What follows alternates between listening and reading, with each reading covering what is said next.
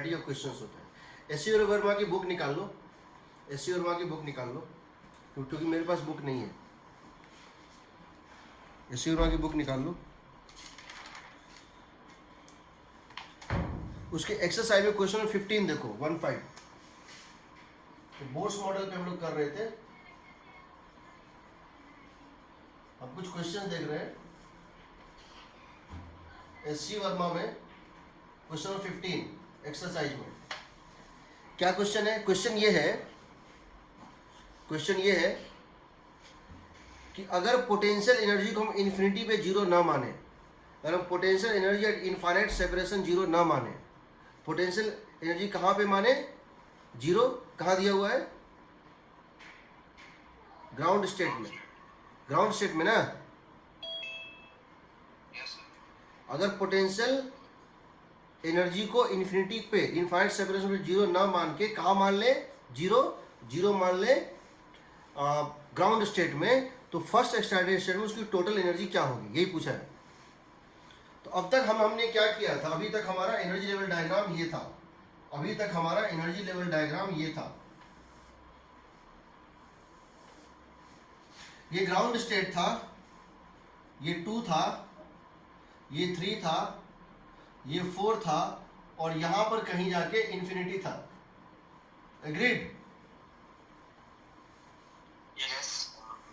यहां पर हमारी काइनेटिक एनर्जी थी plus 13.6 electron volt, plus 3.4 electron volt.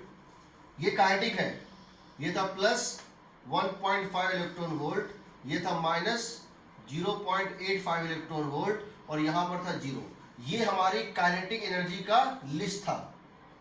हमारी पोटेंशियल एनर्जी थी, हमने कौन सा फॉर्मूला लगाया था? Minus K Z E into E by R, 1/4 हमने पोटेंशियल एनर्जी को का ये फॉर्मूला यूज किया था, एब्सोल्यूट सेंस में यूज किया था, क्योंकि हमने पोटेंशियल डिफरेंस का फॉर्मूला यूज नहीं किया था, पोटेंशियल का फॉर्मूला यूज किया था। ये फॉर्मूला वैलिड कब था? जब potential energy at infinite is zero. तो हमारा पोटेंशियल एनर्जी यहाँ जीरो था, यहाँ पर आया था इसका डबल नेगेटिव साइन के साथ, -1.7, -3 electron volt, -6.8 electron volt, -27.2 electron volt. ठीक है, इसीलिए हमने क्या किया था, इसको जोड़ दिया, तो टोटल आया था हमारा, टोटल एनर्जी हमारा आया था, दोनों का सम। इसको जोड़ दिया, आ गया -0.85, इसको जोड़ दिया, आ गया 0, इसको जोड़ दिया -1.5, इसको जोड़ दिया -3.4, इसको जोड़ दिया -13.6 इलेक्ट्रॉन वोल्ट। अब आपसे क्या कहा है? आप यहां पोटेंशियल को जीरो मानिए। तुम जानते हो पोटेंशियल एनर्जी का डिफरेंस 2 पॉइंट में डिफाइंड होता है, इससे ये कितना ज्यादा है या कितना कम है। एब्सोल्युटली कुछ भी हो सकता है। तो अगर हम इसको जीरो करना चाहते हैं, तो कैसे इसको जीरो करेंगे बताओ? इसमें ऐड कर देते हैं 27.2, ये बन जाएगा ना जीरो। तो सब जगह वही वैल्यू ऐड कर दो, यानी ये कितना हो जाएगा? प्लस 27.2, ये नया वैल्यू हो गया जीरो, इसमें जोड़ दिए, यहां भी प्लस 27.2, यहां भी प्लस 27.2, तो इसको जोड़ोगे तो कितना आ जाएगा? ये आ जाएगा 20.4 आएगा ना। इसको जोड़ोगे 27.2 प्लस 3, ये हो जाएगा 24.2 होगा ना। और इसको जोड़ोगे तो ये कितना हो जाएगा? 27.2। समझ रहे हो? जिसको भी जीरो करना है, इसको जीरो करना है, इसको जीरो मान, जहां जीरो मानना है वहां पे पहले वाले में जो चेंज कर रहे हो, जो ऐड कर रहे हो, वही ऐड सब जगह कर दो, तो ये नया पोटेंशियल आ गया। अब नया वैल्यू इसका भी मिलेगा, तो अब क्या करोगे? अब इसका सम भी नया आएगा। अब इसको जोड़ो, इसको और इसको जोड़ो, जीरो को, कितना आएगा? ये 13.6 इलेक्ट्रॉन। टोटल का नया वैल्यू क्या होगा? 13.6। टोटल का नया वैल्यू क्या होगा? इसका तो वही वैल्यू है, इसका वैल्यू नया जो है, जब तुमने पोटेंशियल का रेफरेंस पॉइंट यहां लिया था, यहां जीरो माना था, यहां 20.2, इन दोनों को जोड़ दो, कितना है बताओ? नया सम क्या आ जाएगा? नया सम आ जाएगा 23.8 इलेक्ट्रॉन आएगा ना। ये होगा आंसर, आंसर यही होगा। ठीक है, समझ लो, जहां पहले पोटेंशियल लिख लो, काइनेटिक लिख लो, जो अभी है, जो हम एग्जिस्टिंग है। पोटेंशियल में किसी पॉइंट पे मान लो ये कहता कि पोटेंशियल एट ग्राउंड फ्रेम मान लो 10 इलेक्ट्रॉन वोल्ट है, you have to take potential at ground frame है 10 इलेक्ट्रॉन वोल्ट, तो इसको 10 बनाने के लिए कितना इसमें जोड़ना पड़ेगा, सो बताओ। 37.2 जोड़ना पड़ेगा ना, 37.2, तो सब में 37.2 जोड़ दो। अगर कहता कि पोटेंशियल एनर्जी को जीरो मानो ground first second excited state में, इसको जीरो मान लो, इसमें क्या ऐड करना पड़ता, +3, सब में +3 ऐड कर देते। अब नया सम ले लेते, पुराना काइनेटिक एनर्जी वही रहा और नया पोटेंशियल एनर्जी का न्यू वैल्यू, दोनों को ऐड करते जाओ, एक नया वैल्यू तुमको मिल जाएगा टोटल का डिफरेंट फ्रेम्स में, डिफरेंट स्टेट्स में। ठीक, ये एक क्वेश्चन हो गया। कोई डाउट? क्वेश्चन नंबर 19 देखो, क्वेश्चन 19 मिटा दें इसको। क्वेश्चन 19 पढ़ो क्या है, SC Verma question number 19।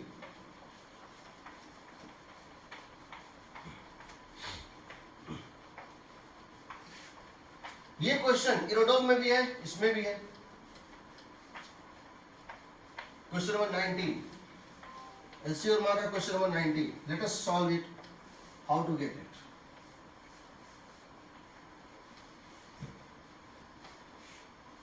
Nineteen में क्या कहा गया, जरा देखो। 19 में कहा गया है कि एक इंस्ट्रूमेंट है, स्पेक्ट्रोस्कोपिक इंस्ट्रूमेंट। ये क्या होता है, स्पेक्ट्रोस्कोपिक इंस्ट्रूमेंट होता है। ये हमको वेवलेंथ को फाइंड करने में काम देता है। To see wavelength marks on a photographic plate, on a photographic plate. तो समझो, अगर तुमने कभी एमिशन स्पेक्ट्रा को ऑब्टेन किया तो लाइंस इस तरह मिलते हैं, और तुम कहीं अगर एमिशन स्पेक्ट्रा को देखोगे तो लाइंस इस तरह मिलते हैं, पूरा डार्क होता है। एक वेवलेंथ यहां मिलेगा, दूसरा यहां मिलेगा, मान लो ये लाइमन सीरीज है, ये लाइमन सीरीज है, तीसरा यहां मिलेगा, चौथा यहां मिलेगा, पांचवा यहां मिलेगा, छठा यहां मिलेगा, सिक्स्थ यहां मिलेगा, सेवेंथ एकदम यहां मिलेगा। हम इतना ड्रॉ नहीं कर सकते हैं, ये गैप घटते जाता है, डिफरेंस घटते जाता है। क्यों घटता है समझो। मान लो ये बामर सीरीज है, क्योंकि इस क्वेश्चन में बामर सीरीज पूछा है, ये बामर सीरीज है, ये बामर सीरीज, ये कोरस्पॉन्डिंग टू है 3 to 2, ये 3 से 2 का है, ये 4 से 2 का है, ये 5 से 2 का है, ये 6 से 2 का है, ये 7 से 2 का है। तो ये बताओ, जितना गैप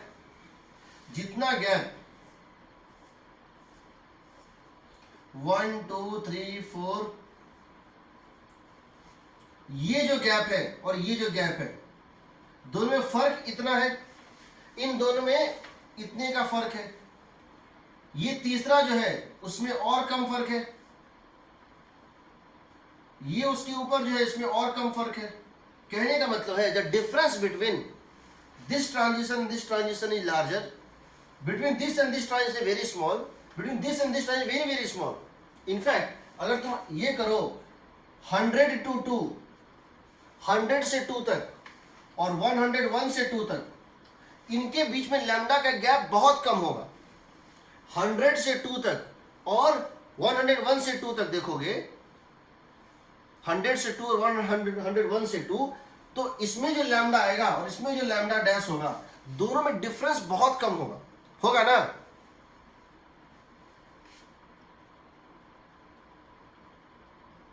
होगा ना? yes, तो होता क्या है कि तुम्हारा जो इंस्ट्रूमेंट होता है, माइक्रोस्कोप है या जो भी है, ये हो सकता है एक पर्टिकुलर पॉइंट के बाद वो उसको रिजॉल्व ना कर पाए, मतलब उसको दिखा ना पाए।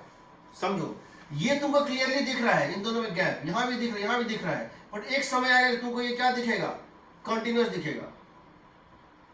तुम इन दोनों को इतना नजदीक होगा कि तुम्हारी आईज या तुम्हारा इंस्ट्रूमेंट भी उसको अलग अलग नहीं दिखा पाएगा, उसको ओवरलैपिंग दिखा देगा। उसको बोलते हैं उसका रिजॉल्विंग पावर। इसका कहना है कि एक पर्टिकुलर लैम्डा और लैम्डा प्लस डेल्टा लैम्डा, एक पर्टिकुलर लैम्डा और लैम्डा प्लस डेल्टा लैम्डा या लैम्डा माइनस डेल्टा लैम्डा, तुम इन दोनों को सेपरेट तभी देख पाते हो। So this instrument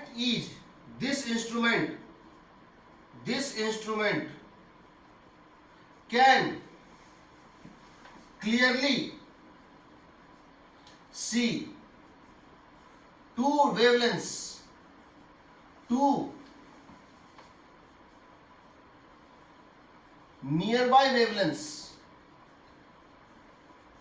This instrument can see clearly two nearby wavelengths as separate wavelengths only if lambda by delta lambda, only if delta lambda by lambda is less than equal to 8000, greater than equal to 8000, 1 by 8000।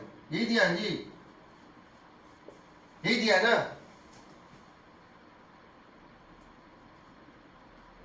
यही दिया ना।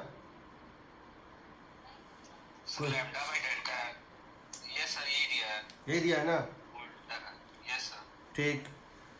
यानी कि अगर lambda और उसके बाद का lambda, fractional change in lambda अगर 1/8000 से बड़ा है तब तो वो उसको सेपरेट दिखा रहा है, और जब ये उससे छोटा हो जाता है तो वो तुम नहीं देख पा रहे हो। तो इसका कहना है इसमें तो लाइमन सीरीज में ये होता है, बामर सीरीज में कितने लाइन बनते हैं टोटल, बामर सीरीज में कितने लाइन मिल सकते हैं टोटल, इनफाइनाइट। लेकिन तुम सबको देख नहीं पाओगे, तुम अपने आईज से देखोगे तो तुम 10 के बाद 11वां नहीं देख पाओगे, 10वां और 11वां ओवरलैप दिखेगा। तुम एक माइक्रोस्कोप लेके देखोगे तो 100 तक देख लोगे अलग अलग, बट 100 से 101 भी ओवरलैप करेगा। ये बहुत प्रिसाइज, बहुत अच्छा इंस्ट्रूमेंट है। ये भी तुमको 8000 तक तो दिखा देगा, 8000 से 8000 एक वहां नहीं दिखा पाएगा, कुछ वैसा है। जब ये फ्रैक्शनल चेंज इससे बड़ा हो जाएगा तो वो देख पाओगे, और अगर फ्रैक्शनल चेंज बहुत छोटा होगा, इससे छोटा हो जाएगा तो नहीं देख पाओगे। तो तुमको पूछा गया है how many number of बामर lines you can see, how many बामर lines can be seen using this instrument.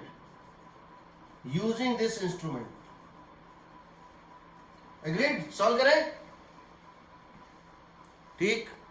इस क्वेश्चन में लाइमन है, तुम्हारे एग्जाम में क्या आएगा, बामर, लाइमन, पास्चन क्या पूछेगा वो अलग चीज है, बट एक क्वेश्चन इस टाइप का हमको करना है ताकि हम समझ सकें इस टाइप के क्वेश्चन को कैसे करते हैं। एग्रीड?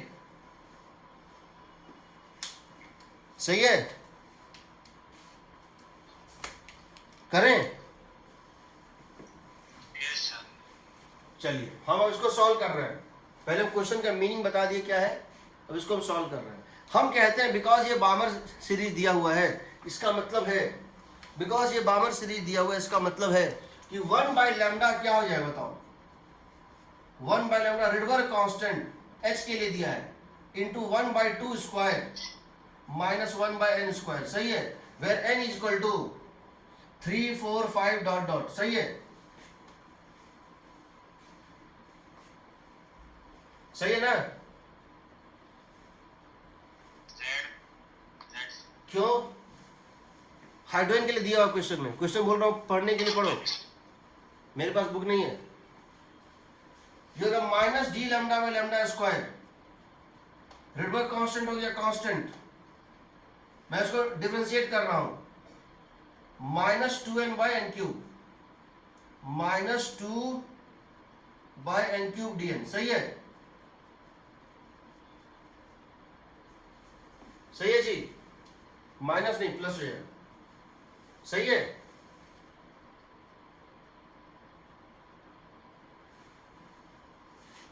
ठीक है, कोई डाउट? मैंने क्या किया, दोनों साइड डिफरेंशिएट कर दिया। एक साइड क्या है, वेरिएबल क्या है n, एक साइड वेरिएबल क्या है n और एक साइड है लैम्डा। अब मैं क्या कर रहा हूं, इन दोनों इक्वेशन को डिवाइड कर देता हूं, इन दोनों को डिवाइड कर देता हूं। अगर मैं डिवाइड कर देता हूं दोनों इक्वेशन को तो क्या मिलता है, minus D lambda by lambda is equal to, minus D lambda by lambda is equal to, R से आर कट गया, 2 by N cube into D N divided by, ये हो जाएगा बताओ 4n square, sorry 4n square, हाँ, और ये हो जाएगा n स्क्वायर माइनस 4, सही है।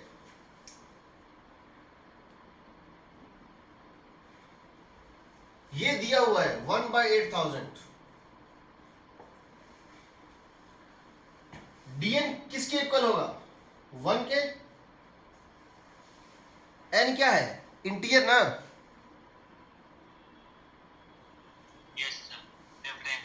ये हो जाएगा 8/n, 8/n स्क्वायर और n क्यूब, n से कट गया, n स्क्वायर माइनस 4, यहां से आएगा n into n square minus 4 is equal to 64,000।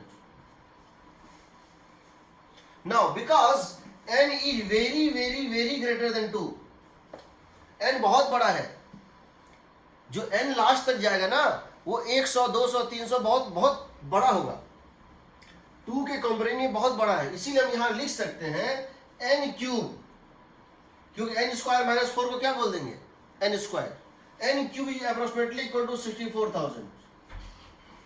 यहां से n किसके इक्वल हो जाएगा, कितना होगा 40। तो क्या 40 लाइन दिखेगा, नहीं दिखेगा, 40 लास्ट है, 40 is the last, so 40 n is equal to 40 is the last line, n is equal to 40 दिखेगा, visible, n is equal to 41 not visible, मतलब नॉट विजुअल मतलब नॉट रिजॉल्व। तो अब बताओ नंबर ऑफ लाइन कितना दिखेगा, कहां तक जाना है, देखो 3 to 1, 3 से लेके 2 तक पहला लाइन, 3 से 2 पहला, 4 से 2 दूसरा, 5 से 2 तीसरा, तो 40 से 2 कौन सा, 38 लाइन ना,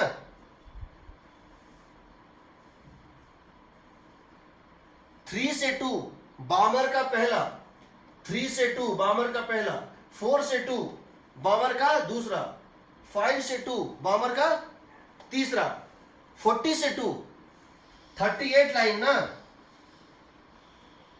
होगा, 38 लाइन दिखेगा।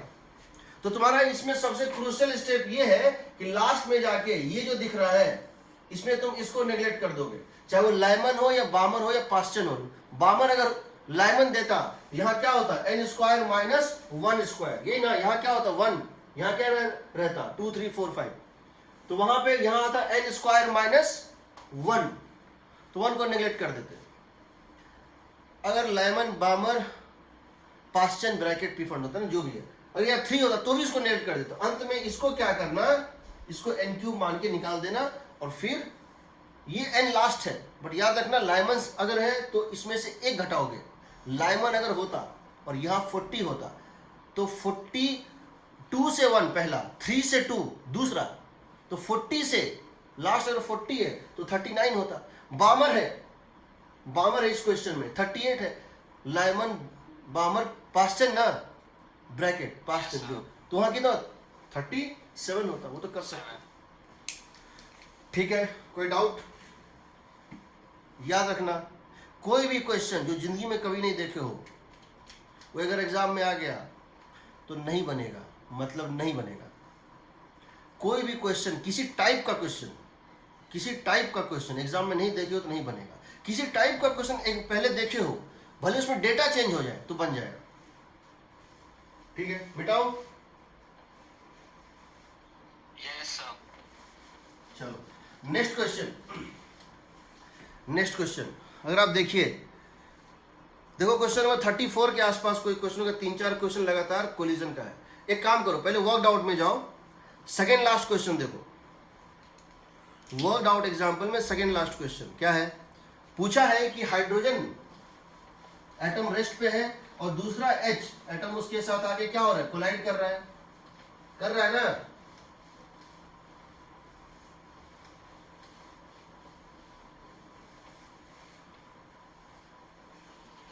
पूछा है बोस मॉडल के वर्कड आउट में सेकेंड लास्ट क्वेश्चन देख रहे हो।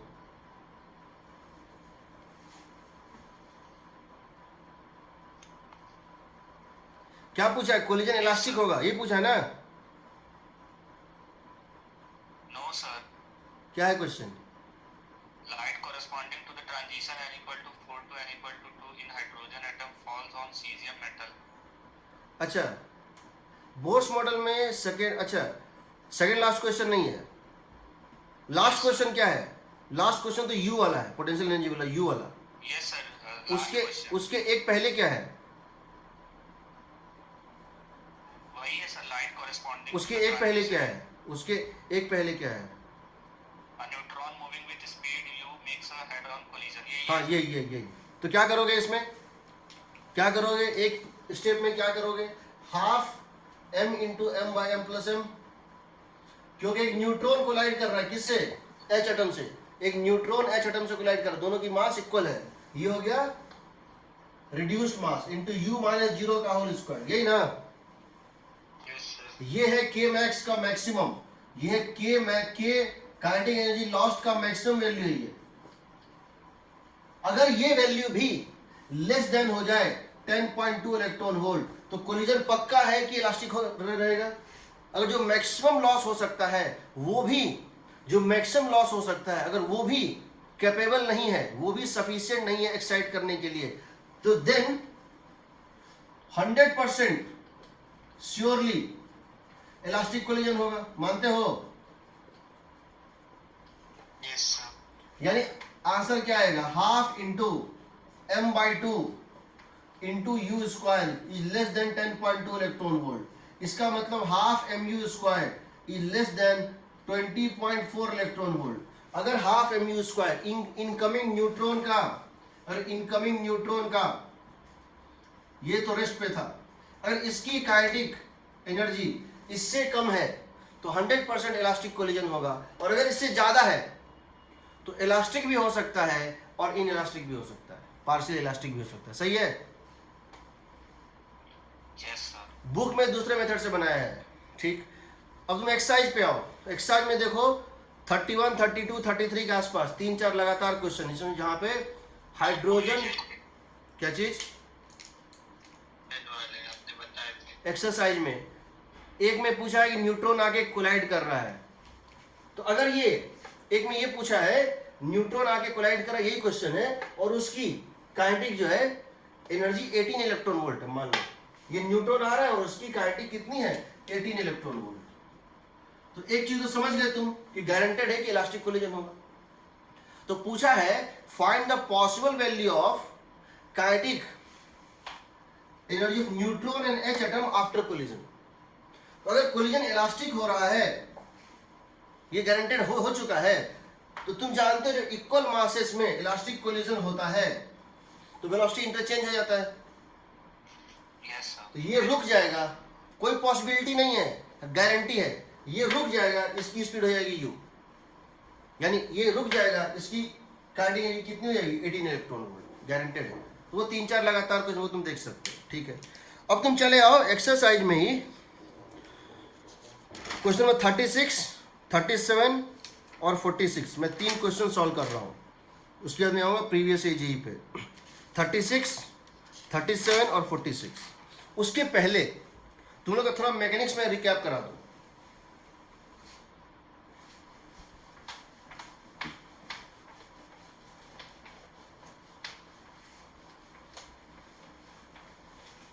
जब फोटोन मूव करता है, मॉडर्न में वैसे हम जनरली पहला टॉपिक फोटोन ही लेते हैं, बट मैंने नहीं लिया था, ठीक है। तो मैं फोटोन आपको नेक्स्ट क्लास में पढ़ाऊंगा, फोटोन क्या होती है, उसकी प्रॉपर्टी क्या होती है, और कैसे वो जीरो मास होते हुए भी मोमेंटम कैरी करता है, एनर्जी कैरी करता है, और क्यों इसमें कोई कंट्राडिक्शन नहीं है, उसको मैं प्रूव करूंगा, ठीक। पहले आप ये समझिए, एक चीज तो ये बताना बनता है कि बोर का क्वांटाइजेशन रूल का, ये तूने केमिस्ट्री में पढ़ा होगा, फिर भी मेरा फर्ज है बताना। इसमें जो इलेक्ट्रॉन मूव करता है वो एक वेव बनाता है, डी ब्रॉगली वेव। तो जरूरी है कि ये जो वेव बनाता है ये पूरा वेव कंप्लीट करे। ये जरूरी है कि अगर ये वेव बना रहा है तो ये वेव एक कंप्लीट वेव करे, तभी ये वेव डिफाइंड होगा, पूरा वेव बना। इसका मतलब जरूरी है कि ये 2 पाई आर जो है, ये 2 पाई आर जो है किसी रेडियस का, किसी ऑर्बिट का रेडियस 2 पाई आर किसके इक्वल होना चाहिए, एन लैम्डा के, एन लैम्डा, तभी वो एक इंटीग्रल नंबर ऑफ वेव्स करे कंप्लीट। बट तुम जानते हो, केमिस्ट्री में जानते हो, इसलिए हम यूज कर रहे हैं, तो बाद में फिर भूल जाएंगे। Lambda is equal to H by M V होता है, डी ब्रॉगली वेव्स, यानी 2 pi R is equal to कितना हो गया, n times of H by M V. इसीलिए तुम्हारे यहां पर आएगा M V R is equal to n times of h by 2 pi. यानी तीन चीजें आपस में रिलेटेड हैं। कौन कौन सी? एक होता है डी ब्रॉगली वेव, या इसको ये कहो, या इसको कहो wave on A orbit, electron wave in an orbit. दूसरा मैटर वेव्स, और तीसरा एंगुलर मोमेंटम कंडेंसर। तीनों एक दूसरे से रिलेटेड होता है। तो अगर आपसे ये पूछता है nth ऑर्बिट में पार्टिकल की एंगुलर मोमेंटम या पार्टिकल की रेडियस और लैम्डा में क्या रिलेशन होगा, तो 2 पाई आर एन लैम्डा होता है, ठीक है, 2 पाई आर एन लैम्डा होता है। ये क्या होता है, इसको बोलते हैं डी ब्रॉगली लैम्डा। ये लैम्डा डिफरेंट है from the lambda emitted during photon transition.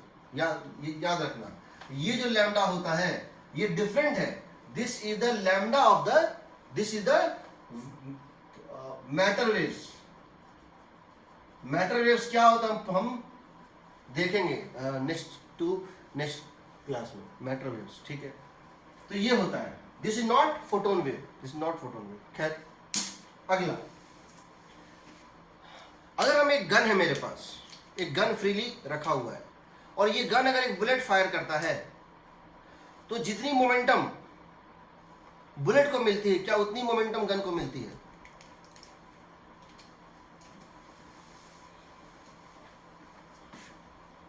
ये केमिस्ट्री तो पढ़े हो, वैसे इसको फिर से हम जब मैटर वेव्स लेंगे तो बताएंगे।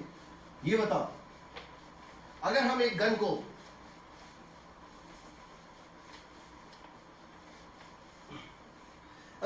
को ऐसे रखे हुए हो, कैसे, और ये गन है,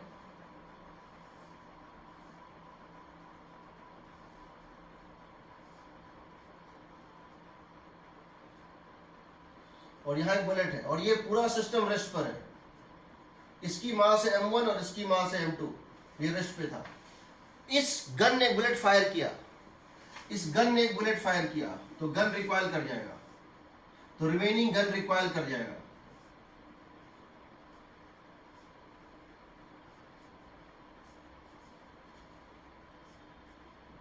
ये होगा v1, ये होगा v2। क्या हम कह सकते हैं m1 v1 in magnitude is equal to m2 v2?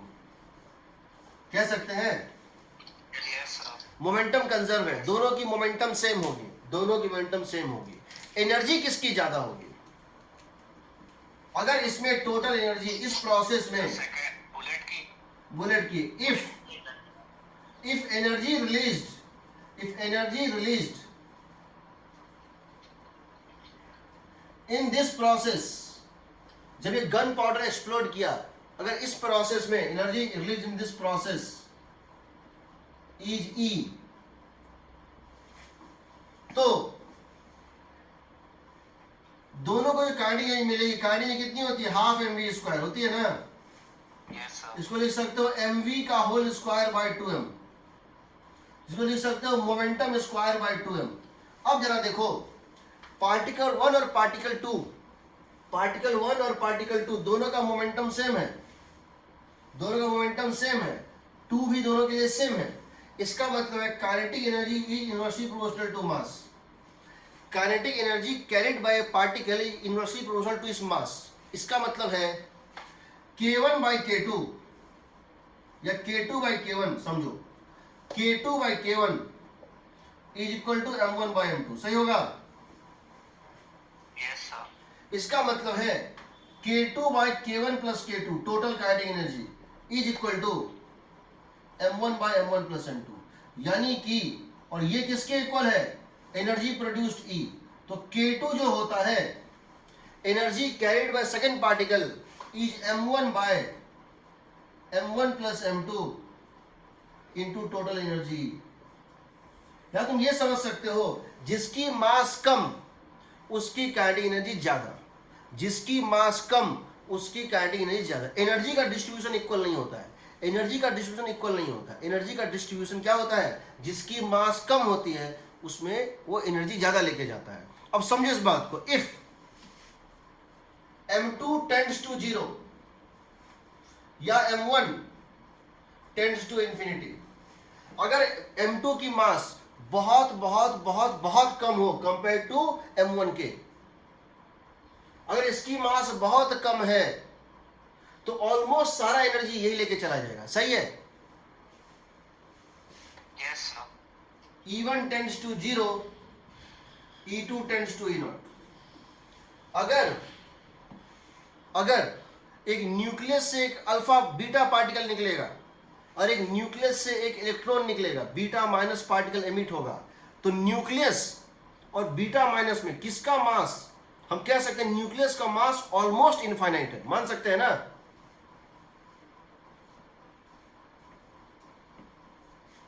Yes, sir. तो सारा एनर्जी कौन लेके जाएगा? इलेक्ट्रॉन। और Electron. भले मोमेंटम सेम है, एनर्जी सारा इलेक्ट्रॉन को मिले, मोमेंटम बराबर मिलेगा, एनर्जी सारा इलेक्ट्रॉन को मिलेगा। अगर हम यहां से एक एप्पल को ड्रॉप करें और एप्पल नीचे गिरेगा धरती के तरफ, तो मोमेंटम कंजर्व है, एप्पल नीचे है ना, धरती जो है ऊपर जाएगा। Apple is coming down, earth is going up, कह सकते हो। लेकिन एनर्जी पूरा का पूरा किसको मिलेगा? एप्पल को मिलेगा ना? Yes, sir. अब समझो, जब भी फोटोन निकलता है, फोटोन की मास कितनी होती है? 0. 0। रेस्ट मास होती है 0, फ्लाइट में कुछ मास होती है। फोटोन की मास बहुत कम होती है, इसीलिए जब भी फोटोन एमिट होता है, फोटोन की मोमेंटम होती है। फोटोन जब चलता है, अगली क्लास में बताएंगे फोटोन क्या होता है। फोटोन के पास दो चीजें होती हैं, एक होता है मोमेंटम h बाय लैम्डा, इसकी डायरेक्शन भी होगी along direction of propagation, along direction of propagation, यानी इस केस में क्या कहलाएगा? Momentum is equal to h by lambda I cap, momentum is equal to h by lambda I cap, और इसके पास एक एनर्जी होती है hc बाय लैम्डा। दो चीजें होती है किसी मोमेंट, फोटोन पर दो चीजें होती है, मोमेंटम और एनर्जी होती है। तो याद रखना, जब भी कोई ट्रांजिशन होगा, चाहे लाइमन सीरीज हो या बामर सीरीज हो, ब्रैकेट सीरीज हो, एक तरह से फोटोन उसमें से फायर हो गया, एक तरह से ये फोटोन जो है उसमें से फायर हो गया, तो न्यूक्लियस पीछे आएगा। फोटोन को फायर करोगे तो न्यूक्लियस को रिकॉइल स्पीड पीछे मिलेगा हमेशा। फोटोन में मोमेंटम क्या लोगे? h बाय लैम्डा, और इसकी मोमेंटम कितनी लोगे? न्यूक्लियस की मास इनटू वेलोसिटी। तो अगर कभी ऐसा हो कि कोई भी न्यूक्लियस जो रेस्ट पे था, कोई भी एटम जो कि रेस्ट पे था, अगर इसने एक फोटोन एमिट किया, क्यों एमिट किया भाई? क्योंकि ये डी एक्साइट किया, ये डी एक्साइट किया, ये एक्साइटेड था, ये एक्साइटेड एटम था, ये एक्साइटेड एटम था, और ये डी एक्साइट किया। जब डी एक्साइट करेगा ये फोटोन एमिट करेगा। तो हम कह सकते हैं कि जो लैम्डा इसका होगा और जो वेलोसिटी इसका होगा, इसमें एक रिलेशन होगा। क्या होगा? m into V is equal to h by lambda. Agreed? Yes, sir. लेकिन जो डी एक्साइटेशन में एनर्जी एमिट हुआ था, जो डी एक्साइटेशन हुआ था एनर्जी फाइवर्स, वो सारा का सारा होना तो ये चाहिए this delta E is equal to half M we square plus H C by lambda. Actual formula तो ये है कि जितना डी एक्साइटेशन में एनर्जी मिला इन दोनों ने शेयर कर लिया, इसने एच सी बाय लैम्डा और इसने half M we square. But ये इसके कंपैरिजन में ये क्या होता है, नेग्लिजिबल होता है। समझ रहे हो?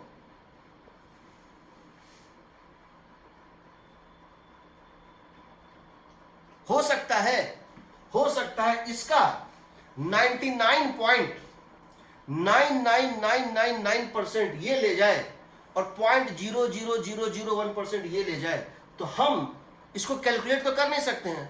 हम कहते हैं delta E is approximately equal to what, H C by lambda. समझ रहे हो?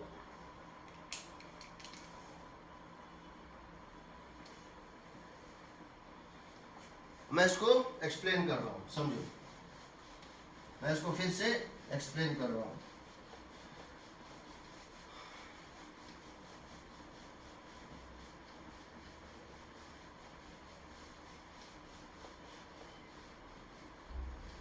क्वेश्चन नंबर पहले आ जाओ, कौन सा है? 36 में आ जाओ। क्या है? हाइड्रोजन जो है, हाइड्रोजन एटम एक फोटोन दिया हुआ है, उसका लैम्डा निकालना है, उसका question number 36 SC Verma. Calculate the momentum carried by photon when hydrogen atom emits a light of wavelength 656.3 nanometre. So lambda, अगर ये एक फोटोन है, इसकी लैम्डा दी हुई है 656.3 नैनोमीटर, ये ना 656.3 नैनोमीटर। तो बताना है, क्या बताना है भाई, इसकी मोमेंटम कितनी है, मोमेंटम ऑफ फोटोन कितनी है। तो क्या हो जाएगा बताओ, h बाय लैम्डा, यही ना? Yes, sir. h by lambda, ठीक है। तो डाल दो, आ जाएगा, या उसको शॉर्ट कर लेना, c बाय लैम्डा c कर देते हैं। तो h बाय लैम्डा दे दो, और नहीं तो hc बाय लैम्डा c कर दो।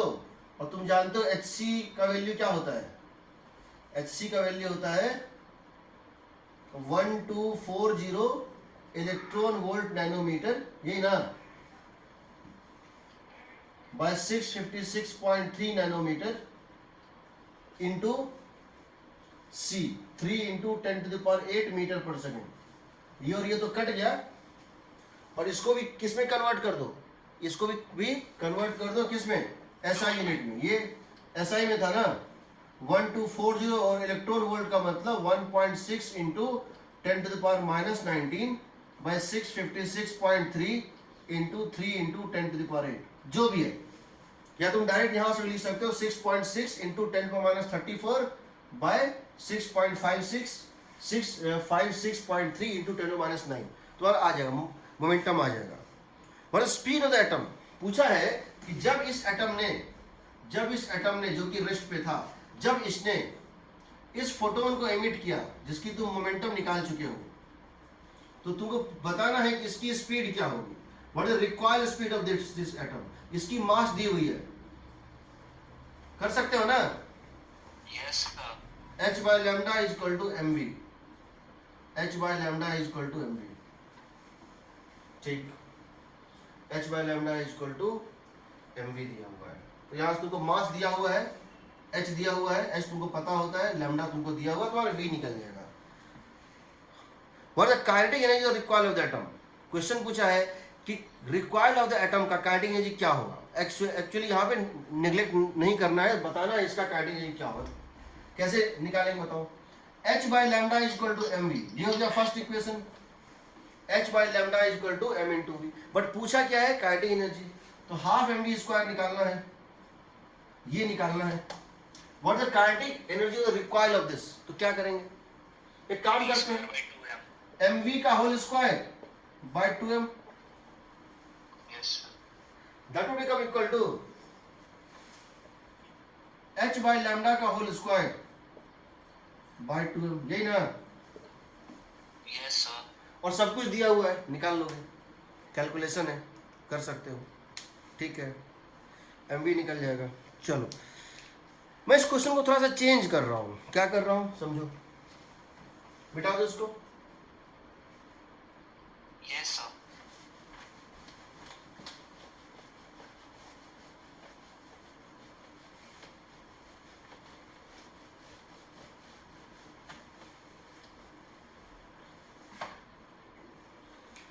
क्वेश्चन ये है, ये एक एटम है,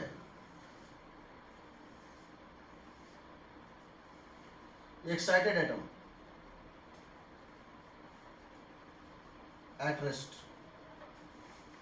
ये एक्साइटेड एटम था।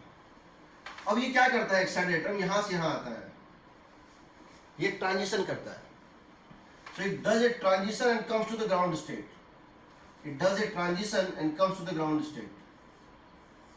ये ट्रांजिशन करता है और ग्राउंड स्टेट में आ जाता है। सो मान लो n equal to n state से ये n इक्वल टू 1 स्टेट में आ जाता है। इस प्रोसेस में ये क्या करता है, अपने भीतर कुछ किया और इस प्रोसेस में एक फोटोन इमिट करता है। ये दिया हुआ है कि ये जो ट्रांजिशन हो रहा है वो फाइनल एक्साइटेड स्टेट से इनिशियल एक्साइटेड स्टेट, मतलब अपर से लोअर जब गया है, इसकी वैल्यू डेल्टा ई है and that is given in the question. The difference between excited state and the ground state is delta e. तो ये इधर चला जाएगा और ये इधर रिकॉइल कर जाएगा। आपको ये बताना है, v और लैम्डा निकालना है, find v and lambda. You have to find v and lambda. What is the recoil speed and what is the wavelength emitted? तो पहले ये बताओ, अगर हम इसको पकड़ के रखते, इसको पकड़ के रखते, इसको हम होल्ड करके रखते और तब इसको डी एक्साइट होने देते, तब जो लैम्डा निकलता, और अब ये थोड़ा सा रिकॉइल हो रहा है, तब जो लैम्डा निकलेगा, कौन कम होगा कौन ज्यादा होगा। एनर्जी जो है इस केस में, अगर हम इसको पकड़ के रखते, इसको चलने ना देते, होल्ड करके रखते, तो ये सारा का सारा डेल्टा ई किसको मिलता, फोटोन को। Yes, sir. लेकिन अब क्या हो रहा है, वही डेल्टा ई दो ये लोग शेयर कर रहा है, तो ये थोड़ा सा कम होगा ना, Yes, sir. यानी ये एनर्जी इसका थोड़ा सा कम होगा, वेवलेंथ थोड़ा सा ज्यादा होगा ना। Yes, sir. So this energy is less than, is slightly less than, this energy is, this photon energy is slightly less than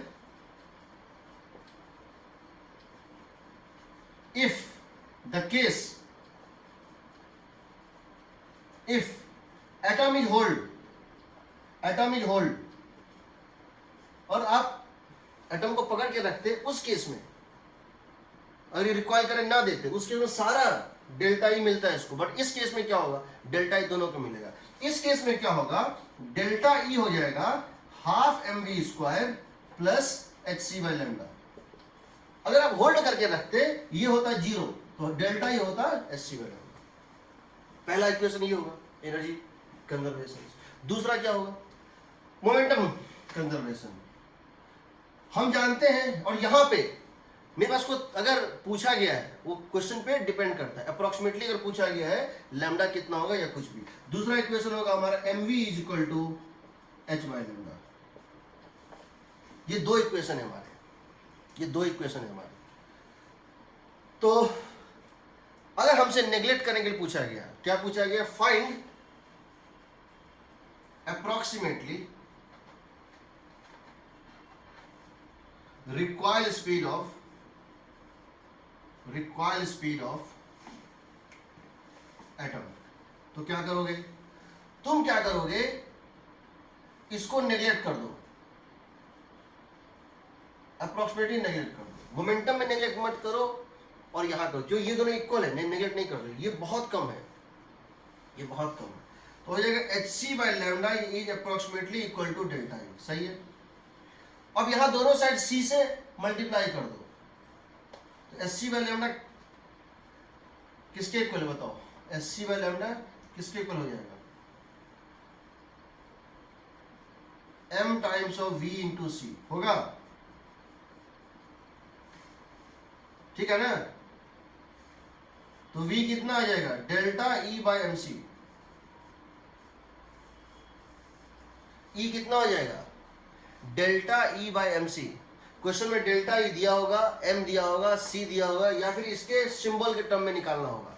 this is approximately the speed of this. क्योंकि अगर ये मान लेते हैं 100 इलेक्ट्रॉन वोल्ट है, हालांकि नहीं होता है फिर भी मान लेते हैं, तो इसकी वैल्यू है 0.001 इलेक्ट्रॉन वोल्ट या उससे भी कम होती है। इसकी वैल्यू होती है 99.9999 इलेक्ट्रॉन वोल्ट। ठीक है, तो एक तो तरीका ये है कि velocity of delta E by M C, इसको याद कर लो अगर रिक्वायल वाला क्वेश्चन पूछता है तो। डेल्टा ई दिया होगा divided by mass of nucleus, जो भी है mass of this recoiling atom into C, ये हो जाएगा स्पीड। ठीक है, delta E by M C. दूसरा अगर तुमसे हम ये पूछते हैं, क्या पूछते हैं, आवाज आ, ये था क्वेश्चन नंबर 36 बोल सकते हो। Now come to question number 37। Now come to question number 37। देखो 37 में क्या करना है, मिटा दो इसको। Yes sir. 37 पढ़ो, क्वेश्चन पढ़ो।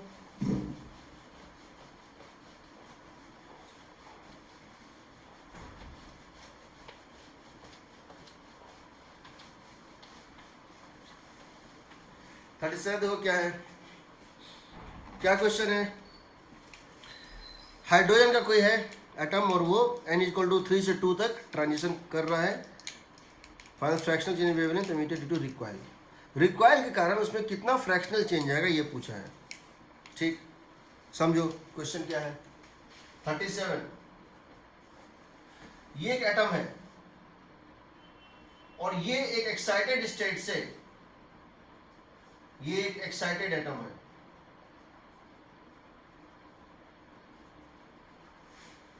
ये ट्रांजिशन करता है यहां से यहां तक। जब ये ट्रांजिशन करता है तो हम मान के चलते हैं कि ये रेस्ट पे रहा। हम हमेशा यही करते आए हैं। हम जब भी कोई काम किया हम यही माने हैं ये नहीं चला। जो भी एनर्जी आया वो किसको मिल गया, फोटोन को मिल गया।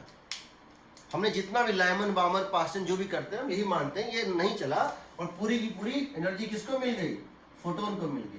तो डेल्टा ई इसको मिल गया कितना, H C by lambda nought. सही है ना।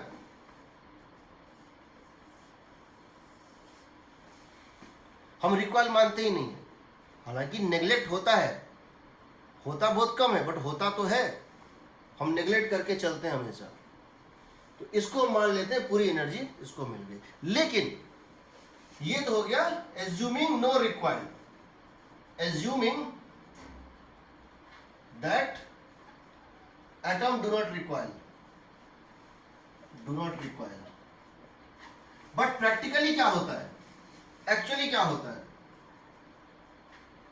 एक्चुअली होता है कि जब ये एटम इस स्टेट में था, एक्साइटेड स्टेट में था, जब ये डी एक्साइट करता है तो उसके बाद ये जो है ये रिक्वायर कर जाता है v स्पीड से और ये इधर चला जाता है लैम्डा से, which lambda is slightly greater than lambda not. होता है ना। Yes sir. आपसे पूछा गया है find the fractional change in lambda due to recoil. और हम रिक्वायल को भी ले लें तो फ्रैक्शनल चेंज का मतलब क्या होता है, फ्रैक्शनल चेंज का मतलब होता है चेंज बाय ओरिजिनल। ये होता है ना।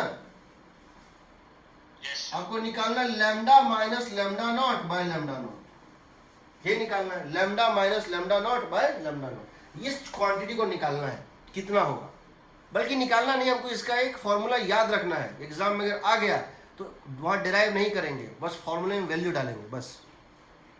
क्योंकि मॉडर्न फिजिक्स में टाइप ऑफ क्वेश्चंस बहुत लिमिटेड है।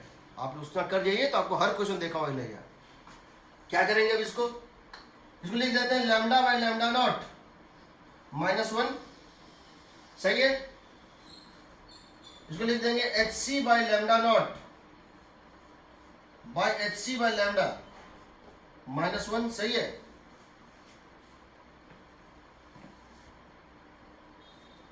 सही है जी। Yes, sir. H C by lambda not कितना था? H C by lambda not था delta E, H C by lambda not था डेल्टा ई। और यहां क्या लिख देंगे बताओ? यहां लिख सकते हैं इस केस में इक्वेशन क्या लिखेंगे? Delta E is equal to half M we square, half M we square plus Plus H C by lambda. Yes, sir. तो इसको लिख सकते हैं delta E minus half M we square -1, delta E minus half M we square. यहां से इसको डाल दिए, जितना टोटल था उसमें जितना एटम ले लिया उसको घटा दिए। पहले टोटल इसको मिल रहा था, अब जो टोटल था उसमें से इतना एटम ले लिया तो बचा हुआ ये हो गया। इसको हम लिख देते हैं इस तरह से, इसको हम लिख देते हैं इस तरह से। कैसे? हम इसको लिख रहे हैं ऊपर नीचे डेल्टा ई से डिवाइड कर देते हैं तो आ जाएगा 1 minus M we square by 2 delta E whole to the power -1, सही है। ऊपर नीचे डेल्टा ई से डिवाइड कर दिया, ऊपर नीचे डेल्टा ई से डिवाइड कर Yes, दिया। sir. Half M we square बहुत छोटा था डेल्टा ई से। डेल्टा ई के कंपैरिजन में जो डेल्टा ई लिबरेट हुआ था इसको बहुत कम मिला था, मैक्सिमम पार्ट तो ये था। तो half M we square by delta E very very smaller than 1, ये बानुमेली क्या हो जाएगा बताओ? 1 plus M we square by 2 delta E, 1 plus X to the power n when this ratio is very very less than 1 होगा ना, 1 plus N X Yes, sir. -1। ये कितना आ गया बताओ? M we square by 2 delta E. ये हो गया फ्रैक्शनल चेंज, फ्रैक्शनल चेंज हो गया M we square by 2 delta E. But V तो पता नहीं है, तो यहां हम ये जानते हैं, क्या जानते हैं? एम इंटू वी किसके इक्वल होगा? H by lambda. M into V किसके इक्वल होगा? H by lambda. तो अब क्या करते हैं? अब क्या करते हैं? M V into V is H by lambda. उसके क्या करते हैं? उसके क्या करते हैं? दोनों साइड हम c से मल्टीप्लाई कर देते हैं, दोनों साइड हम c से मल्टीप्लाई कर देते हैं, ठीक है। एच सी बाय लैम्डा को हम अप्रोक्सीमेटली क्या मान सकते हैं? यह काम करते हैं, m इंटू वी इक्वल हो गया h बाय लैम्डा। तो इसको हम अगर इस तरह से दें, बट हमको तो टर्म में हमको क्या करना है? मास और डेल्टा ई के टर्म में देना है, हमको वेलोसिटी को एलिमिनेट करना है। तो ठीक है, एक काम Square कर देते हैं ना? इसको स्क्वायर कर देते हैं। हाँ ठीक है, तो एम वी स्क्वायर हो जाएगा h square by lambda square into m, Yes, sir. H square into lambda square. तो यहाँ इसको डाल देते हैं, तो यहाँ अगर हम इसको डाल देते हैं तो आ रहा है हमको एम वी स्क्वायर का मतलब है h square by lambda square m into 2 delta E, h square by lambda square m into h square by lambda square m, h square by 2 delta e. तो ठीक है, बट हमको lambda को भी eliminate करना होगा, लैम्डा को भी एलिमिनेट करना होगा। तो एक काम करते हैं हम यहाँ से लैम्डा का स्क्वायर है एच स्क्वायर बाय लैम्डा, ठीक है। तो एक काम करते हैं हम कि इसको इस तरह से लिख देते हैं। यहाँ से हम लिख सकते हैं, हम यहाँ से लिख सकते हैं ऊपर नीचे सी स्क्वायर से मल्टीप्लाई कर दें, ऊपर नीचे सी स्क्वायर। अब बताओ H square C square by lambda square को क्या लिख दोगे? H square C square by lambda square क्या लिख Delta दोगे? E square. ये हो जाएगा delta E minus half M we square का whole square divided by 2 times of m into delta E into C square, ठीक है। तो इसकी वैल्यू आ जाएगी, देखो इन दोनों में जब माइनस करोगे ये बहुत छोटा है, इसको नेग्लेक्ट कर दो, delta E square by this. तो फाइनल तुम्हारा जो एक्सप्रेशन आएगा इन दोनों में, इसको नेग्लेक्ट कर दो, आएगा delta E whole square divided by 2 times of m delta E into C square. So answer होगा delta E by 2 mc square. क्या होगा? Delta m by 2 mc square. इसको रट लो, डिराइव भले न करो, याद कर लो। क्वेश्चन में डेल्टा ई दिया होगा, मास ऑफ एटम दिया होगा, सी स्क्वायर दिया होगा।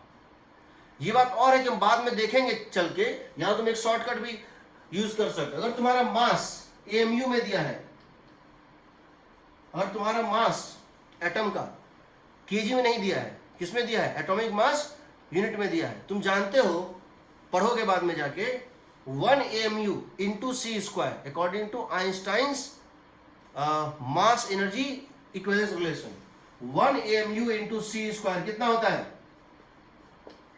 931.5 मेगा इलेक्ट्रॉन वोल्ट होता है। पढ़ा नहीं है सर ये। अच्छा, पढ़ना बाद में पढ़ना, ठीक है। बस अभी बता देता हूं, जब हम पढ़ेंगे E equal to m c square, जब हम पढ़ेंगे E equal to m into C square, तो बता देता हूं, ये मास अगर एटॉमिक मास यूनिट में दिया है और उसको अगर सी स्क्वायर मल्टीप्लाई करो, उसका शॉर्टकट होता है 1 सेकंड में निकालने का 931.5 मेगा। अभी तुम ये याद रखो, एक्सप्रेशन ये होता है delta E by 2 mc square. कितना होता है? Delta E by 2 mc square. समझ रहे हो? इसका फ्रैक्शन कितना छोटा आएगा जरा मैं तुम्हें बता रहा हूं। डेल्टा ई किस उसका है, डेल्टा ई किस टाइप का है, ऑर्डर क्या है उसका? Electron volt, electron volt. और ये है mega electron volt, 10⁻6 electron volt. Electron volt by 10⁻6 electron volt कितना हो गया? 10⁻6 हुआ ना? यानी कि 1 बाय 10⁻6 का चेंज आता है। नेग्लिजिबल चेंज है, पर अगर पूछ देगा तो निकालना तो पड़ेगा। तो फ्रैक्शनल चेंज होता है delta E by 2 mc square. ये फॉर्मूला अगर आ गया इस पे क्वेश्चन और तुम्हें फॉर्मूला नहीं आता है, या यहां तुम 2 देना भूल गए, या यहां तुम 2 यहां दे दिए, तो मेरी गलती नहीं है। Delta E by 2 mc square होता है। डेल्टा ई है energy of transition, mass m है मास ऑफ द एटम। ठीक, ये एक्सप्रेशन इसी के फॉर्म में रहेगा, सिंबॉलिक फॉर्म में। ठीक है, मास नहीं तो दिया है, सी पता है, डेल्टा ई पता है, निकाल देना, फ्रैक्शन आ जाएगा। ठीक है, लास्ट क्वेश्चन 46 नंबर क्वेश्चन देखो। ये सब क्वेश्चन तुमसे बनेगा नहीं, मैं अगर एक बार नहीं बनाऊंगा तो अपने से नहीं बनेगा। होमवर्क में मैं दे दूंगा, बना लेना, नहीं बनेगा, मैं जानता हूं। एक बार सुन लो, देख लो, याद कर लेना, समझ सकते हो समझ लेना, नहीं समझ सकते हो याद कर लेना। क्योंकि मॉडर्न फिजिक्स एक क्लोज एंडेड टॉपिक है। क्लोज एंडेड मींस उसमें खत्म कर दिया तो मतलब खत्म। हम गारंटी दे रहे हैं कि कोई क्वेश्चन कभी ऐसा नहीं मिल सकता है जो उसके बाहर होगा। तो गारंटी के साथ ये पढ़ाया जा सकता है मॉडर्न फिजिक्स। मैकेनिक्स नहीं पढ़ाया जा सकता है गारंटी के साथ। मैकेनिक्स अप्लाइड टॉपिक है, एप्लीकेशन बेस्ड है। एक लाइन के फॉर्मूले पे बहुत सारा क्वेश्चन बनता है, ये फैक्चुअल टॉपिक है। लास्ट क्वेश्चन देखो क्या है। लास्ट क्वेश्चन देखिए क्या है। Consider excited H atom in state n moving with a velocity v. ठीक, it emits a photon in the direction of its motion and changes state to lower state m. Applying momentum and energy conservation, find the frequency of the emitted radiation and compare it if the atom were at rest. ठीक, तो question पढ़ो, समझो। Question क्या है? ये एक atom है, ये किसी एक्साइटेड स्टेट m में था या n में था, ये आ गया m में। ये किसी एक्साइटेड स्टेट m से आ गया n में। इसमें इसका ट्रांजिशन कितना हुआ? Delta E. ठीक है, इसका कहना है कि अगर ये इसका मास m, अगर ये रेस्ट पे रहता, अगर ये रेस्ट पे रहता तब जो ये फोटोन एमिट करता, अगर ये रेस्ट पे रहता, इसको हम नहीं चलने देते, ये रेस्ट पे होता, तो उस केस में ये जो फोटोन एमिट करता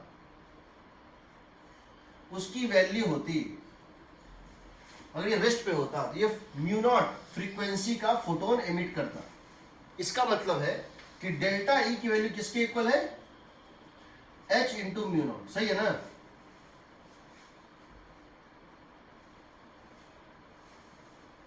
सही है ना? Yes, sir. अब कह रहा है यहां कुछ और हो रहा है। यहां क्या हो रहा है? एक्चुअली यहां पे क्या हो रहा है, ये एक्साइटेड जो था एटम, ये पहले से चल रहा था। ये किस स्पीड से चल रहा था? v स्पीड से चल रहा था। v की वैल्यू बहुत ही छोटी है स्पीड ऑफ लाइट से। ये मूविंग एटम था और ये n स्टेट में था। इसकी इनिशियल स्पीड थी v और अब ये एक्साइट कर जाता है, वही डी एक्साइटेशन दे रहा है। मूविंग एटम डी एक्साइट्स, और जो मूविंग एटम डी एक्साइट करेगा, और जो मूविंग एटम डी एक्साइट करेगा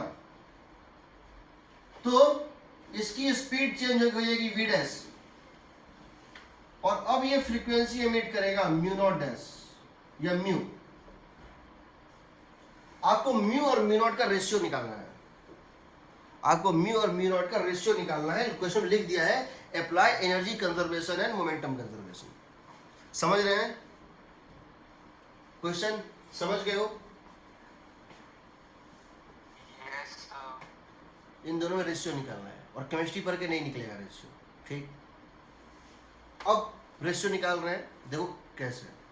हम कह रहे हैं यहां और यहां में हमको क्या क्या बोला है, पहले ही कहा है apply energy conservation and momentum conservation. Momentum conservation लगाते हैं, mass into V, mass into V is equal to capital M into we dash plus H mu by C. सही है?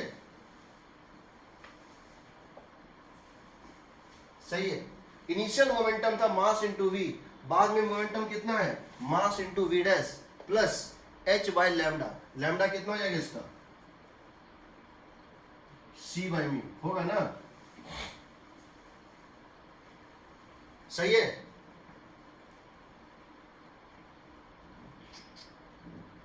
सही है ना? Yes, sir. दूसरा एनर्जी, एनर्जी कंजर्वेशन। इनिशियली क्या था energy? Half m into v square, ये था initial kinetic energy. Delta e कहां से मिला? Due to excitation. अब टोटल कितना हो गया? पहले काइनेटिक था और कुछ और मिला, दोनों कंबाइंड होके क्या हो गया? दोनों कंबाइंड होके कितना हो गया? Half m v dash square plus H mu. सही है? Initial kinetic plus energy gained due to transition delta e becomes the total kinetic energy, total energy. सही है? Yes, sir. और सॉल्व कर रहा हूं, और सॉल्व कर रहा हूं देखना, और सॉल्व कर रहा हूं देखना। ठीक, और ये मत समझना कि एससीओ में क्वेश्चन है सर पढ़ा रहे नहीं भी देखेंगे तो कोई बात नहीं है। आजकल तो हर ऐप पे और हर यूट्यूब पे और हर वेबसाइट पे एससीओ के सॉल्यूशन रहते हैं। एससीओ का हर सॉल्यूशन गलत है और हर सॉल्यूशन सेम है। एससीओ के जितने भी ऐप आते हैं, चाहे बायजू का हो चाहे किसी को, सबका कॉपी पेस्ट है, एक एक कॉमा तक सेम है। अब बिना किसी लॉजिक के सडनली निकल जाता है आंसर, उसमें सडनली निकल जाता है, पता नहीं कैसे निकलता है। कॉपी पेस्ट का दुनिया में सबसे किसी देश ने इस्तेमाल किया तो इंडिया ही है। कॉपी पेस्ट एक ने बना दिया, सब ने उसको कॉपी कर दिया।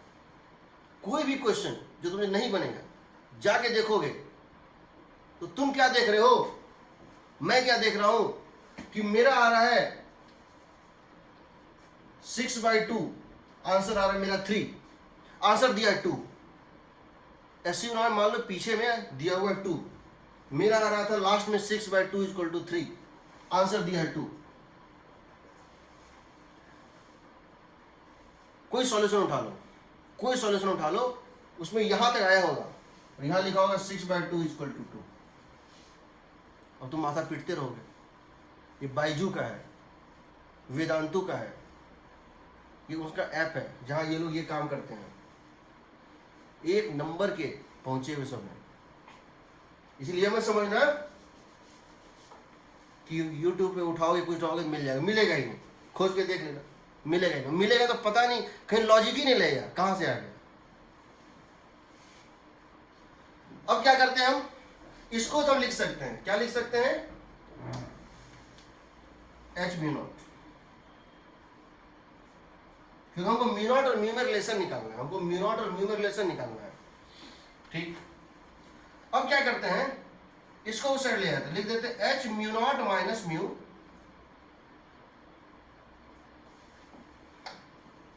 या इसको एक काम करो, h into mu minus mu naught, यही ना, is equal to half M we square minus v dash square. सही है,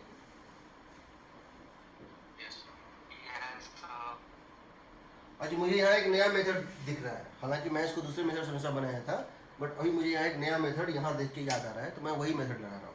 मैं क्या कर रहा हूँ, इसको हाफ एम ले रहा हूँ v plus v dash into v minus v dash ले रहा हूँ। सही है,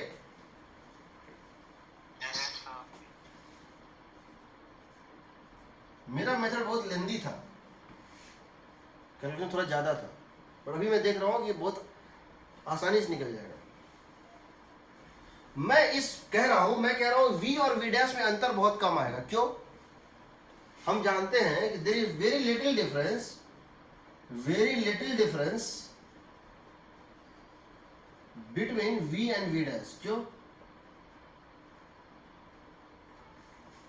क्यों, हाथी चल रहा है, हाथी ने एक कोकोनट फेंका, कोकोनट का तो पता नहीं क्या हुआ, हाथी के साथ क्या हुआ, कुछ नहीं होगा, समझ रहे हो। चलती ट्रेन में से एक बच्चे ने बॉल फेंक दिया तो ट्रेन को कुछ नहीं होता है, होगा नेग्लिजिबल होगा। यानी कि हम ये कह सकते हैं दिस प्लस दिस को हम 2v मान सकते हैं, हम v डैश प्लस v को 2v मान सकते हैं, हम इसको बोल सकते हैं m/2 इंटू 2v,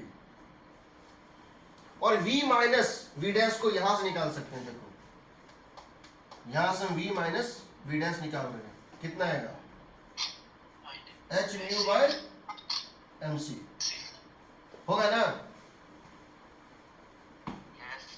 आ गया answer.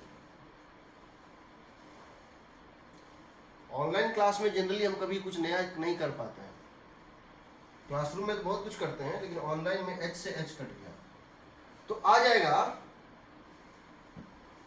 Mu minus mu not by mu is equal to v by c। Answer क्या पूछा है, म्यू और म्यू नॉट में रिलेशनशिप पूछा है ना। Yes sir. तो म्यू की वैल्यू बताओ क्या होगी, यहां से आएगा 1 माइनस, यहां से आएगा 1 minus V by C, 1 minus V by C is equal to mu not by mu. सही है जी, यस सर। तो म्यू इज इक्वल टू हो जाएगा mu not by 1 minus V by C, होगा ना। आंसर दिया है mu not into 1 plus V by C, वो भी सही है, बाइनोमियल लगा दिया, बाइनोमियल, क्योंकि v दिया हुआ है very very very less then c दिया हुआ है क्वेश्चन में। हालांकि ये भी सही है ऑप्शन में अगर हो तो, लेकिन आंसर दिया है mu not into 1 plus V by C, ये भी सही है ना। Yes sir. आ गया, this is the answer here. ठीक है, तो इसको भी याद रखोगे, इसको याद रखो, और याद रखना चूंकि ये जिस डायरेक्शन में जा रहा था उसी डायरेक्शन में एमिट किया है, तो तुम्हारा ये आया है, और उसके उल्टा करता, और मान लो जा रहा था लेफ्ट और एमिट करता राइट, तो v को क्या डाल देते, माइनस वी। Yes sir. ठीक, इसको याद रखोगे। ये 3-4 क्वेश्चन आज कराए हैं, उसको डिराइव नहीं करोगे, एससी वर्मा की उस जगह पे वहीं पे एक पन्ना साट के डिराइव करके लिख दो और उसका कंक्लूजन ड्रॉ कर लो। एडवांस में जिस दिन भी आएगा तुमको सॉल्व करने का टाइम नहीं मिलेगा, और सॉल्व करोगे तो उतना टाइम वेस्ट होगा। ठीक है, ये हो गया एससी और माँ का सारा क्वेश्चन। अब हम आ रहे हैं वर्कबुक पे। वर्कबुक नंबर 4, वर्कबुक नंबर 4 प्रीवियस या जेई क्वेश्चन पे हम आ रहे हैं। Page number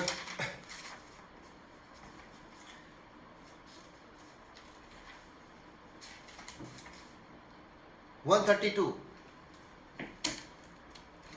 page number 132, question number 27 कर लेंगे।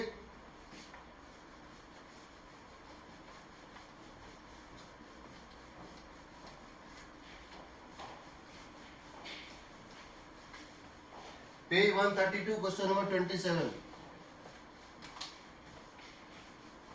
वर्कबुक नंबर 4 है ना सबके पास? Yes, sir. क्या है क्वेश्चन? An electron in excited atom elite 3+ has angular momentum 3h/2 pi. तो n का वैल्यू कितना हो गया? अगर एंगुलर मोमेंटम वैल्यू है 3 टाइम्स ऑफ h/2 पाई तो n की वैल्यू कितना हो गई? 6. अगर एंगुलर मोमेंटम है 3h/2 पाई तो n की वैल्यू क्या हो गई? 3 ना, तो फिर 6 क्यों बोल रहे हो? सर h/pi सुना सर। बुक है ना, सबके हाथ में बुक होनी चाहिए, सबके हाथ में बुक होनी चाहिए। अपने से पढ़ो, पढ़ने का काम भी मैं करूंगा तुम लोग के लिए। The de Broglie wavelength of the electron in this state is, इस स्टेट में इलेक्ट्रॉन की डी ब्रोगली वेवलेंथ कितनी होगी? तो 2 पाई आर होना चाहिए NH/L लैम्डा ना। L lambda. Yes, sir. ठीक है, ए नॉट क्या है? Bore 3 radius. होगा। हाँ, ये हो गया 3। Yes. इसकी रेडियस होगी, देखो Uh, हाइड्रोजन के ग्राउंड स्टेट में जो होती है रेडियस 0.53 है, उसको बोलते हैं 1 बोर रेडियस। उसके टर्म में ये कितना होगा बताओ? रेडियस किसके प्रोपोर्शनल था? रेडियस था RAV था ना। हाँ, n स्क्वायर n 1/n, ये था 1/z, n square by z था ना। yes, sir. तो ये वैल्यू कितनी हो जाएगी? 2 pi into 0.53 angstrom into n square by z। z क्या है बताओ? लिथियम है ना। Yes, sir. r की वैल्यू देखो, n स्क्वायर बाय z क्या होता है? प्रोपोर्शनल। रेडियस कितना होता है? 0.53 angstrom into n square by z, पता है ना। Yes, sir. ये है ए नॉट, रेडियस यहां डाल दो। ए नॉट टाइम्स ऑफ n की वैल्यू 3 का स्क्वायर बाय z, Right. यही ना। z हो गया 3, लिथियम है 3, is equal to 3 lambda d. कितना आएगा बताओ?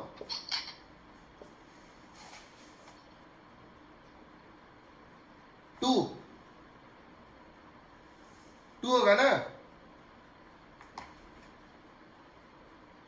Yes, sir. आंसर क्या दिया है? 2 ही तो है, होगा ना। Yes, sir.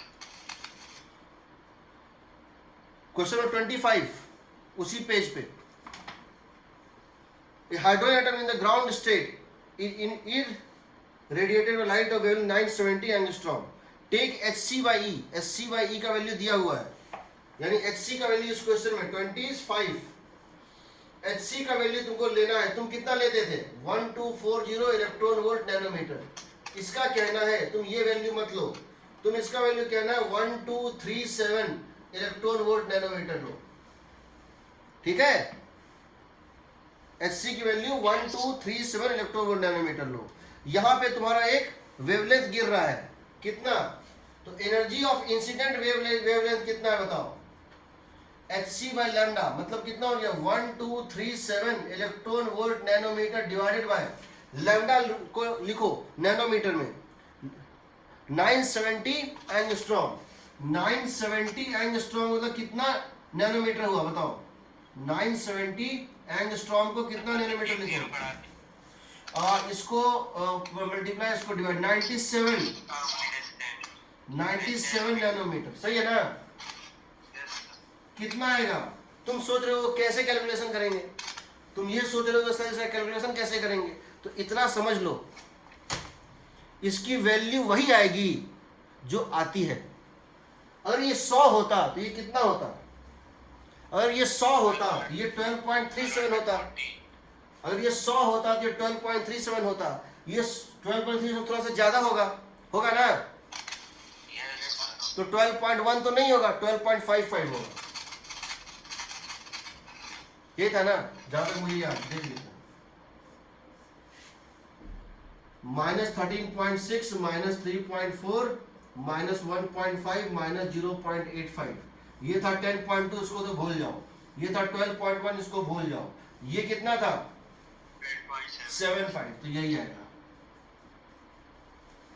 कहां से ले गया है? दिया हुआ है, हाँ ठीक, ये 12.75 आएगा। करके देख लेना, आएगा कि नहीं? करो देखो इसको, वैल्यू 1237/97 कैलकुलेटर से कितना आ रहा है? वही आ रहा है ना? वैसे भी ग्राउंड स्टेट से करा रहा है, तो ये 10.2 ये तो पॉसिबल नहीं है, उससे बड़ा होगा।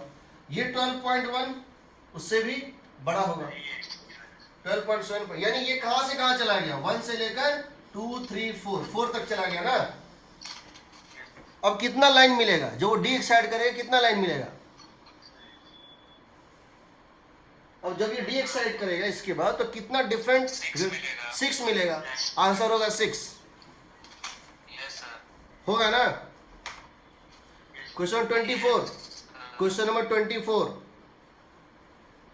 an electron is had to undergo a transition orbit quantum number ni to nf where vi are respectively potential energy this, ठीक है? फाइंड पोटेंशियल, देखो कह रहा है एक इलेक्ट्रॉन किसी n इनिशियल से ये n फाइनल तक ट्रांजिशन किया है। एक इलेक्ट्रॉन n इनिशियल से n फाइनल तक ट्रांजिशन किया है, n इनिशियल से n फाइनल।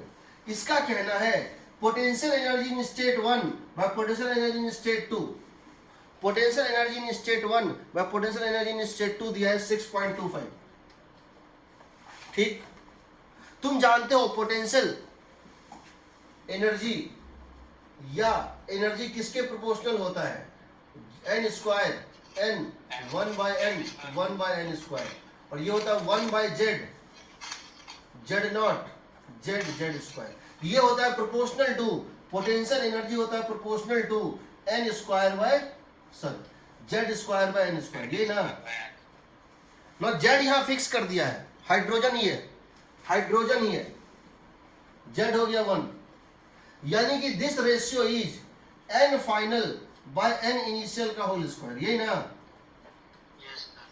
यानी n final by n initial is 2.5, यानी 5/2। तो n इनिशियल क्या पॉसिबल है?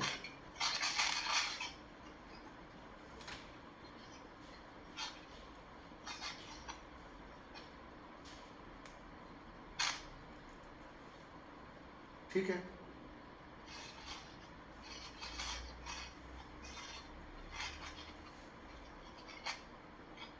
पोटेंशियल एनर्जी 5 पॉसिबल है ना?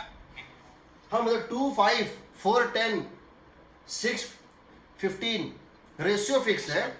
तो पूछा है find the smallest possible value of NF, NF की स्मॉलेस्ट पॉसिबल वैल्यू 5 होगी ना? यस सर, इंटीजर नहीं होगा, नहीं उसे बता देंगे। हाँ 5 होगा, वैसे भी 5 होगा, इंटीजर ही हाँ नहीं, वो तो तुमको रेशियो आने के बाद, ये 2 ये 5 ये 4 ये 10 ये 6 ये 6 और ये 15 सब पॉसिबल है, ये 8 और ये 20। स्मॉलेस्ट वैल्यू एन आई का 2, एन एफ का 5, ठीक है? अब चले आओ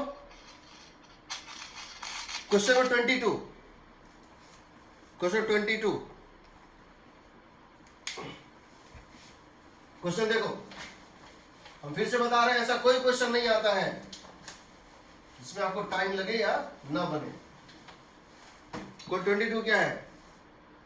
हाइड्रोजन लाइक, हाइड्रोजन लाइक का मतलब सिंगल इलेक्ट्रॉन स्पीशीज, जेड नहीं दिया है। Hydrogen like singly ionised atom with atomic number with single electron in the emission spectrum of the atom the photon emitted from n equal to 2 has energy this higher than the proton. अच्छा, इसको कहना है एक कुछ hydrogen like atom है, n equal to 1 2 3 and 4। कहता है the photon emitted in n equal to 2 to 1, यह है delta E1, has energy this higher than photon emitted n equal to 3 to 2, यह है डेल्टा E2। ये जो एनर्जी है वो डेल्टा E2 से ज्यादा है। कितना ज्यादा है? 74.8 इलेक्ट्रॉन वोल्ट। जो एनर्जी 2 से 1 के ट्रांजिशन में मिल रहा है वो ज्यादा है कंपेयर टू 3 से 2 के ट्रांजिशन वाले के। कितना ज्यादा है? 74.8 इलेक्ट्रॉन वोल्ट। जेड का वैल्यू निकालना है। What is atomic number of this atom? क्या करें? What is atomic number of this atom? Sir वो एनर्जी का कांस्टेंट मान लेते हैं सर, कांस्टेंट। सिंपली देखो, यहां से यहां तक H में क्या होता था? 10.2 इलेक्ट्रॉन। उसका ये क्या हो जाएगा? 4 गुना, sorry Z square, yes sir, Z square times of 10.2 होगा ये। Yes sir. ये कितना हो जाएगा? वहां कितना होता था? 1.9, यही ना? Yes sir. Z square times of 1.9 प्लस 24.8 आ गया ना? जेड कितना आ जाएगा बताओ? Z square is equal to 74.8 divided by 9.1 नहीं 9.3 नहीं 8.3। अब सोच लो, डिवाइड हो रहा है तो ठीक है, नहीं हो रहा है तो इसको समझ लो कि इंटीरियर ही आना है तो 9 होगा। इंटीरियर ही चाहिए ना, ये क्या चाहिए? परफेक्ट स्क्वायर चाहिए ना। Yes sir. तो कैलकुलेट मत करो, देखो सबसे नजदीक कौन है? 8 इंटू 1, 8 इंटू 4, 8 इंटू 9, 9 से कर दो। 9 8 72 होता है, ठीक है, इसको कर लो 9। तो जेड वैल्यू कितना आ गया? 3। 3 आ गया। ठीक है,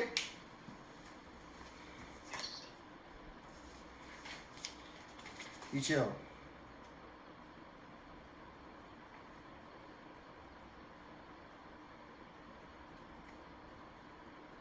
क्वेश्चन 12 1 2 पेज नंबर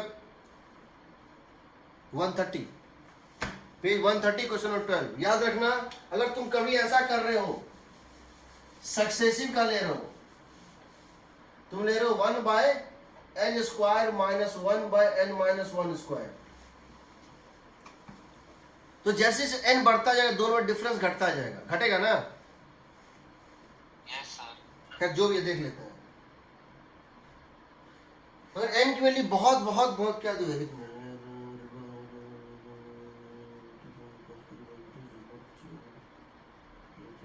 अच्छा देखो क्वेश्चन नंबर 12, ऑप्शन ये देखो क्या है? The relative change in the radius, the relative change in the radius यानी डेल्टा आर बाय आर। इसका मतलब क्या हो गया? डेल्टा आर बाय आर का मतलब क्या हो गया? रेडियस किसके प्रोपोर्शनल होता है? n square. n के टर्म में n स्क्वायर बाय जेड होता है। Yes sir. n square bye Z होता है, ठीक है। कॉन्जिक्यूटिव और रिटर्न, कॉन्जिक्यूटिव का मतलब है ये था n स्क्वायर बाय जेड, ये है n प्लस 1 का होल स्क्वायर बाय जेड, और ये हो जाएगा n स्क्वायर बाय जेड, होगा ना? n और n+1 के बीच का डिफरेंस निकाल रहे हैं, रेडियस ऑफ nth और रेडियस ऑफ n+1 है। तो देखो z और z कट गया, तो क्या ये फ्रैक्शन इंडिपेंडेंट ऑफ z आएगा? ऑप्शन ए सही है। क्या ये फ्रैक्शन इंडिपेंडेंट ऑफ z है? सही है ना? Yes, sir. मतलब हाइड्रोजन में अगर ये रेशियो आ रहा है n और n+1 में, हीलियम में क्या वही रेशियो आएगा? Yes, sir. क्यों z कट रहा है। अब बचा इसमें, अब इसमें समझो n का वैल्यू दिया है बहुत ही बड़ा है 1 से, तो अप्रोक्सीमेशन लगाना पड़ेगा। तो क्या करते हैं, इसको लिख देते हैं n+1/n